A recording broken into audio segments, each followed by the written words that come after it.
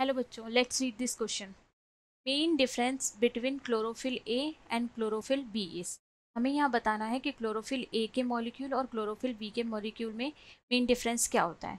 तो जो क्लोरोफिल के मॉलिक्यूल है उनकी स्ट्रक्चर कैसी होती है, उनकी स्ट्रक्चर में स्ट्रक्चर होती है टेडपोल जैसी। उनकी स्ट्रक्चर में क्या होता है, इस तरह की क्या होती है, एक पायरोल रिंग होती है, पायरोल रिंग होती है और ऐसे टेल लगी हुई होती है, पायरोल रिंग और टेल लगी हुई। तो जो इनकी स्ट्रक्चर होती है वो कैसी होती है, टेडपोल लाइक स्ट्रक्चर होती है। अगर हम क्लोरोफिल ए और क्लोरोफिल बी का फॉर्मूला लिखें तो ये क्लोरोफिल, पहली चीज़ तो हमें पता होना चाहिए कौन कौन से एलिमेंट से मिलके बना होता है। पहले कार्बन से मिलके बना होगा, हाइड्रोजन होगा, इसमें ऑक्सीजन होगा, नाइट्रोजन होगा और क्या होगा, पायरोल रिंग है तो नाइट्रोजन होगा और मैग्नीशियम होगा, क्योंकि ये क्लोरोफिल है यहाँ पे मैग्नीशियम होगा। ठीक है। अब हमें क्लोरोफिल ए की स्ट्रक्चर बनानी है, तो क्लोरोफिल ए की स्ट्रक्चर में हमें क्या ध्यान रखना है, हमें हर चीज़ 5 करनी है। ठीक है, तो सी कितना हो गया 55, एच कितना हो गया 72, 7 माइनस 2 5, ओ कितना हो गया 5, एन कितना हो गया 4 और एम जी 8 5।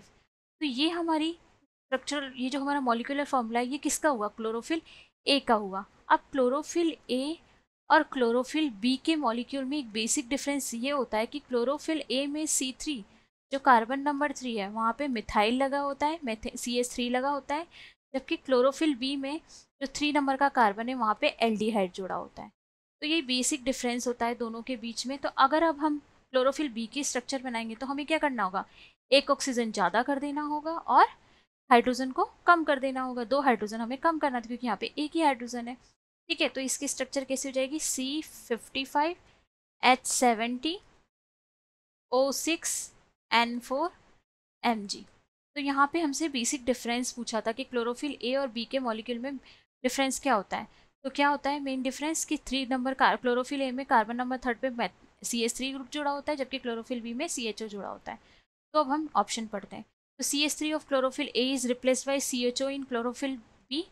बिल्कुल सही आंसर, यही तो हमने देखा अभी कि CH3 CHO से रिप्लेस होता है। तो हमारा आंसर तो ऑप्शन नंबर ए बनता है। अगर हम अब दूसरी स्ट्रक्चर देखते हैं तो chlorophyll A is linear while chlorophyll P is branch. ऐसा नहीं है, दोनों के स्ट्रक्चर में टेडपोल लाइक स्ट्रक्चर होती है।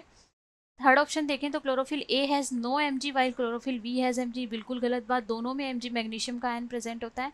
और फोर्थ, जब ये दोनों नहीं होंगे तो ऑल ऑफ द अबव तो हमारा आंसर हो ही नहीं सकता। तो हेंस प्रूव्ड जो हमारा आंसर होगा वो क्या होगा, option number A. I hope you all understand. Best of luck.